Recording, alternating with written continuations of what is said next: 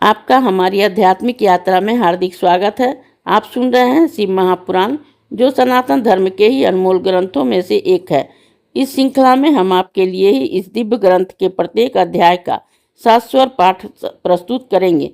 आइए इस ज्ञान और धर्म की ही यात्रा को आरंभ करें। भगवान महादेव की महिमा और उपदेश से ही सजी इस पावन कथा के साथ ही ओम नमः शिवाय। महाध्याय यमदूतों के स्वरूप।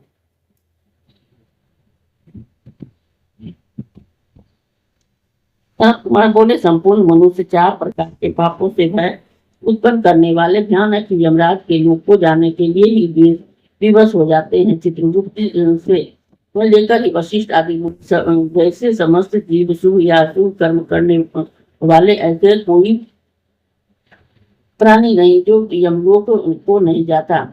अपना किया हुआ कर्म अवश्य ही भोगने योग्य होता है। सिद्ध कर्म वाले जो कृपालु हैं वे यमलोक में ही सौम्य मार्ग से यमलोक में जाते हैं और 86 सहस्त्र योजन कोषों को नीलांग कर अनेक रूप में ही स्थिर हुए व्यवस्थित को जाते हैं। रुद्र की माया से यह मार्ग पुण्य कर्म करने वालों को ही अत्यंत समीप और पाप कर्म करने वाले को बड़ा ही दुर्गम प्रतीत होता है। तीखे कांटों से तथा मथुरे पत्थर की धार के समान भी कठोर पत्थरों से विकसित मार्ग द्वारा यमलोक को जाते हैं। कहीं बहुत से ही कीचड़ से व्याप्त लोहे की हुई के समान कुशाओं के व्याप्त तपे हुए अंगारियों की कठिन खेलों से तपी हुई बालू तीक्ष्ण कीलों कष्टदायक अंधकार लोहे के तेज सिंहाड़ों का वानर तप्त शिलाओं बर्फ के समान बर्फ से व्याप्त मार्ग और कहीं सिंह व्याघ्र तथा आदि भयंकर मच्छरों से युक्त बड़ी बड़ी जोकों और अजगरों से भरे हुए मार्गों द्वारा ही हम लोग को जाते हैं। कहीं विषैले सर्पों मत वाले हाथियों तीक्ष्ण दाढ़ों वाले सूत्रों पैनी सिंगों वाले भैंसों समस्त हिंसक जंतुओं विकट दाखनियों विकराल राक्षसों प्रचंड पवन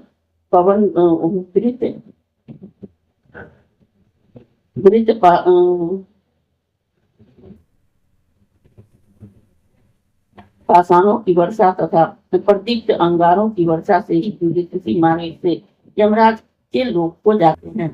जो महापापी मूर्ख प्राणी है वे यमराज के यमदूतों से बलात् ले जाए जाते हैं। अकेले और बंधुओं से रहित अपने कर्मों को सोचते हुए बारंबार रोते हैं।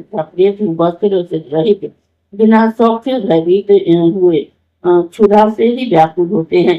कोई हृदय से ही नीचे को किए घसीटे जाते हुए अति रुचित दयाल पासों में बंधे हुए रस्सी से खींचे जाते हैं। कोई भुजाओं से बंधे हुए तथा उधर से ही पीड़ित हुए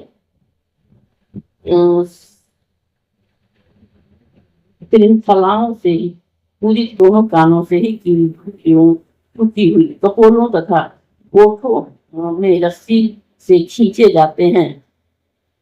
अलकों से विद्यमान तथा बाणों से विदीर्ण हुए इधर उधर ही दौड़ते हुए निराश्रय हो रोते हैं। लोहे के ही दंडों से ही तथा मुद्रों से बार बार मारे जाते हैं। रुधिर से टपकते हुए विष्ठा के कीड़ों से नीचे हुए मनुष्य विवश होते हुए जाते हैं। न्याय से कष्टपूर्वक जब मनुष्य प्रेतपुर को जाते हैं तो यमराज के समक्ष ही खड़े हुए किए जाते हैं। उसमें से जो शुभ कर्म वाले ही प्राणी हैं इन्हें यमराज स्वागत से ही आसन दे सम्मान करते हैं। दिव्य विमान पर चढ़ाकर ही दिव्य स्त्रियों से भूषित सब कामनाओं को देने वाले हैं। निर्मल स्वर्ग को जाने के लिए ही कहते हैं। जो धर्मात्मा भूत जैसी ही आत्मा वाले ही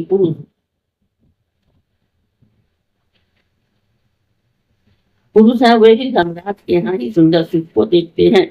जो क्रूर कर्म वाले हैं वे ही भयानक दाढ़ और भयंकर मुख वाले को देखते हैं तथा भयंकर पैसे पर चढ़े हुए जलती हुई अग्नि समान ही नेत्र वाले यमराज को देखते हैं। प्रलय काल में ही मेघ के समान शब्द करने वाले तथा समुद्र को पीते हुए यमराज को देखते हैं। अगणित महावीर कलांजलि के समान ही कांति वाले संपूर्ण शस्त्र से युक्त ही हाथों वाले भयानक दूतों के ही व्याप्त यमराज को देखते हैं।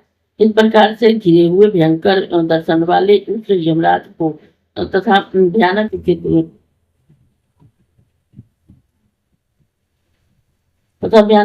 चित्रगुप्त को पापी लोग देखते हैं।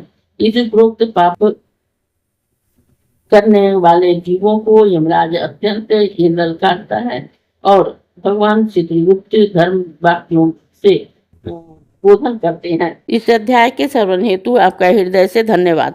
हम आशा करते हैं कि शिव महापुराण की यह दिव्य कथा आपको आध्यात्मिक शांति और गहन ज्ञान प्रदान कर रही होगी। कृपया अगले अध्याय के लिए हमारे साथ जुड़े रहें और अपने सुझाव एवं भावनाएं कमेंट के माध्यम से अवश्य साझा करें। धर्म, भक्ति और ज्ञान की इस पावन यात्रा में आपका साथ हमारे लिए अत्यंत मूल्यवान है।